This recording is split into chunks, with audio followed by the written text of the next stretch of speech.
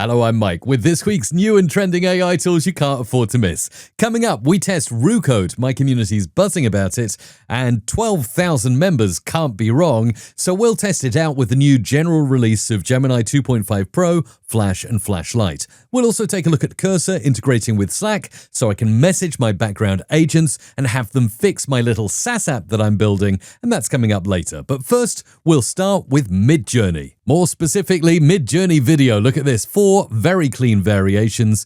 People are saying that Midjourney creates the best images, and I don't disagree, but now we can animate them. So what's the too long didn't watch on Midjourney video? Well, first of all, you can start with an image, and it doesn't have to be generated in Midjourney. It's extremely fast, especially with turbo mode coming soon, and it just costs you the equivalent of 4 upscales, so it's much cheaper than models like VO3 that are out there at the moment. It's got good prompt adherence, you can extend up to 20 seconds in total, and actually I'm going to go ahead and use this image that I always use for my character reference, and we'll just say something like powerful wizard staring at a screen with a bubbling cauldron next to him. That's going to be my prompt there. Let's see what comes back. Look at this, it's nearly complete, 68%. This has taken less than a minute, so this really is super fast. Boom. Oh my goodness me. I'm pretty freaked out by this generation in particular, but you know what? It's all looking really good. This one looks particularly stinky and weird. Look at this brown liquid here. I am loving the possibilities with Midjourney video. Let's try something else. Pixar-style cartoon character, typing code on multiple screens, excited expression, modern workspace. And we'll just leave that, and here we go. We've got an image here of different characters coding away. Not too bad. Now you'll see these are image generations, but if I want video, I can just click animate here. Wow, this is wild. I love the fact we get 4 by default. Let's go ahead and add images, and we'll choose a file from my downloads folder. And for this, well, maybe I'm going to use something, yes, Coffee with Mike, something that I do in my premium community. Now we can animate my Pixar cartoon character drinking coffee. Very chilled out, drinking coffee and looking at the computer screen.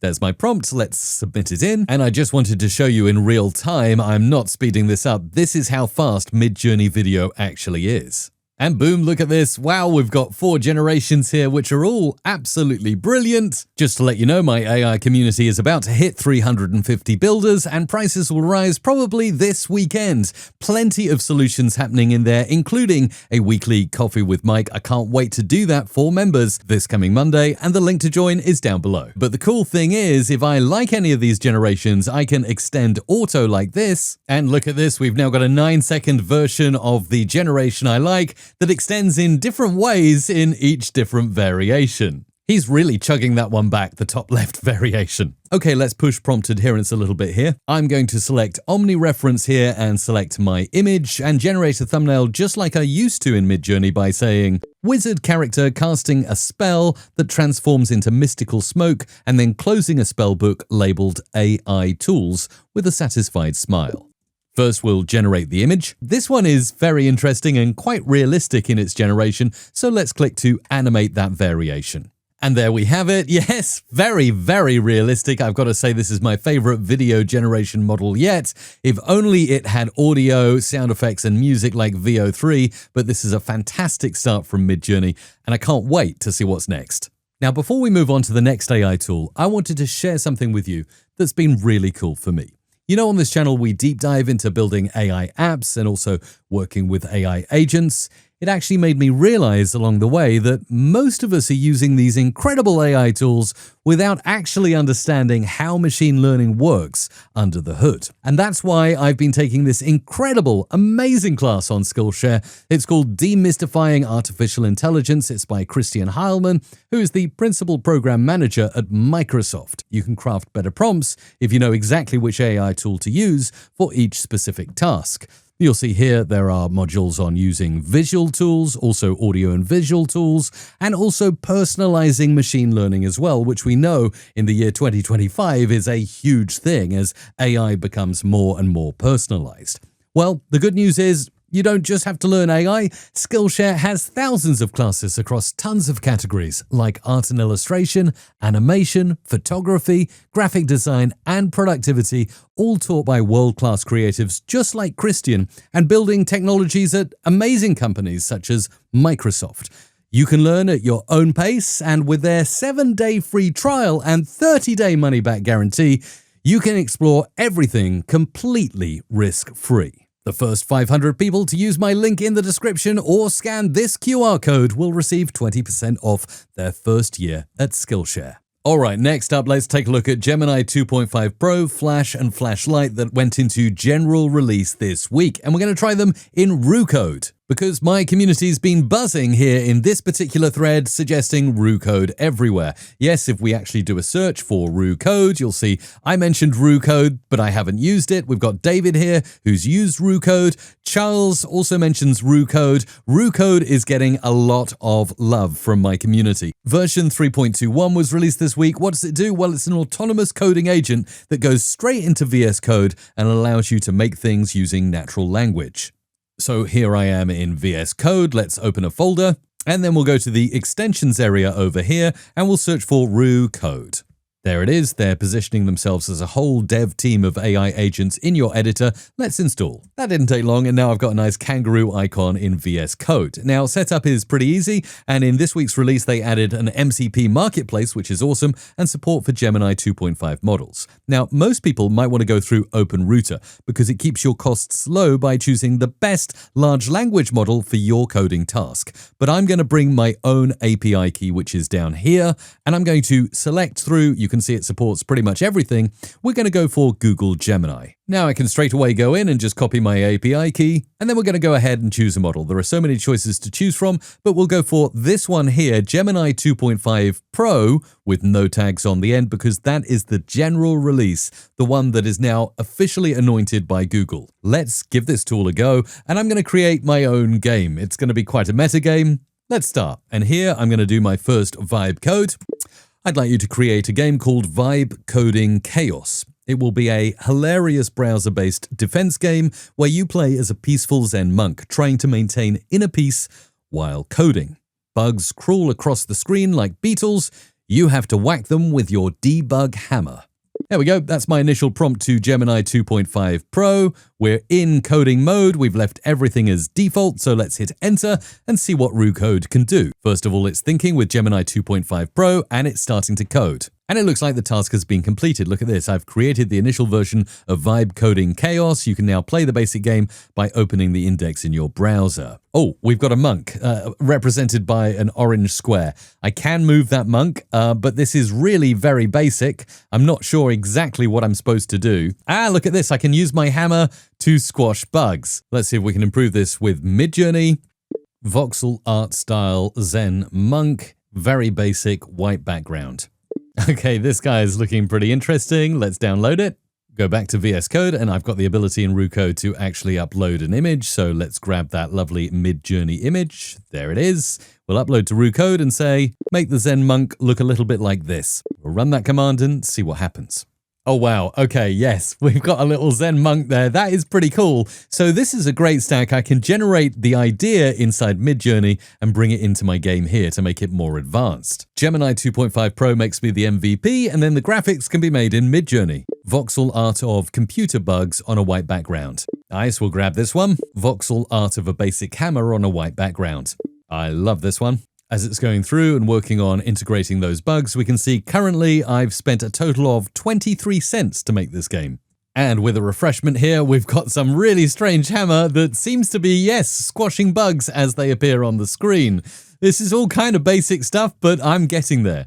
Let's make the game look a little bit nicer. And for this, why not use Roo Code's landing page? And I'm just going to take a screenshot of the whole landing page. Now we'll go ahead and attach that screenshot to Roo Code, and we'll say, make the game look a lot better. Use this screenshot as inspiration for the layout and color scheme. Now this is really handy to know we've used just over 60,000 tokens, but we've got a 1 million token context window. And this is one of the amazing things about using Gemini 2.5 Pro and all the Gemini models, so much context. So you're never really going to lose track of what's going on in your code base. And it seems to be done, so let's go back to my Vibe Coding Chaos, refresh, and wow, okay, this is pretty cool. Change the copy on the page to reflect what the game is about and not describe Roo Code, so it should describe Vibe Coding Chaos and the aim of the game and the controls. And also, I'd like you to add power-ups for the monk, which include MCP inside a bubble, and also keys, which represent API keys. When the monk collects these, the hammer gets more powerful. Okay, quite a comprehensive prompt there, but I'm going to see how Gemini 2.5 Pro does with it.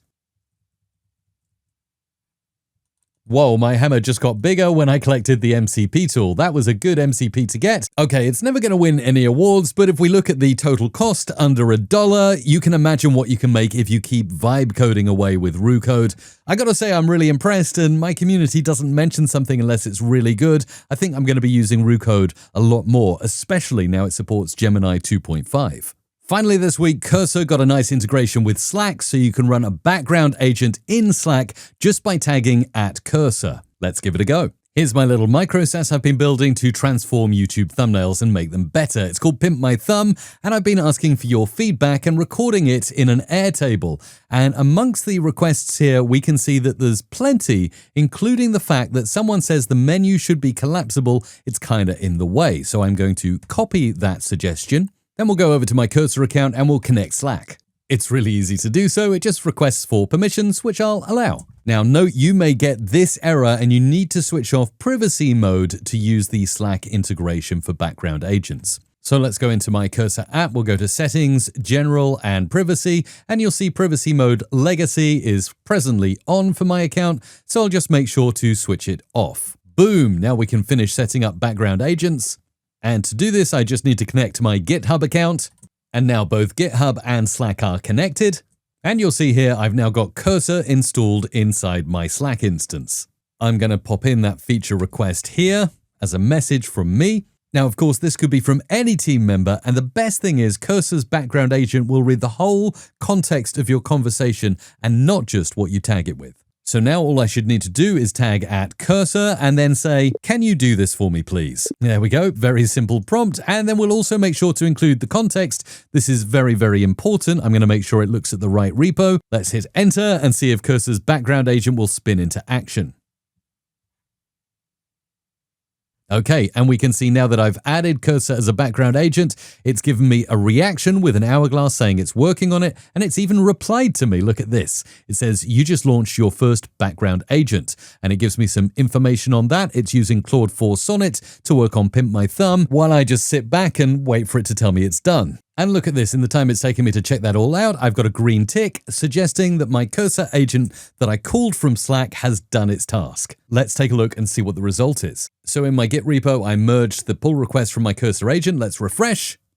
And now we have Pimp My Thumb, but look at this. Whoa, yes, nice. We have a smooth animating menu bar that we can get to disappear as we wish. Now I can log in with Google, grab the thumbnail to my latest video, which is actually updating in real time. That's an AI experiment. I highly recommend you go ahead and watch that video if you haven't done so already. The thumbnail is being redesigned by AI every single hour as I speak. We'll paste the present URL with the present thumbnail in here, and let's go for a silly and fun style, generate. And nicely, it takes me into my library and it still keeps that menu bar collapsed unless I click this where it'll open and close the menu bar. Very cool stuff, all triggered from Slack. And here it is, the completed version that's even better and more colorful. So there you go. Fantastic stuff this week. We've got new video from Midjourney. We've got the ability to code on demand with Gemini 2.5 Pro inside Roo Code, and you can now tag Cursor inside Slack and have it work for you. If you enjoyed this week's video, I'd love a like and subscribe. It really does mean a lot to me. And by the way, if you made it this far, you're in the top 5% of viewers. Most people don't make it this far. As you're really loyal, I wanted to share this with you. I'm launching a brand new course that will take you from zero to your first paying customer for an AI app you build in just 4 weeks. Now, I'm only opening a limited number of spots for people like you first, and if you want the early bird pricing before I roll this out publicly, hit the waitlist link down below, because once the spots are gone, you'll be waiting until the next cohort. I really hope to see you there in my new 4-week course, which will get you building an AI app by the end of those 4 weeks. Thanks so much for watching. I really hope you've enjoyed the video, and YouTube is showing a video on your screen now you should watch next. Thanks.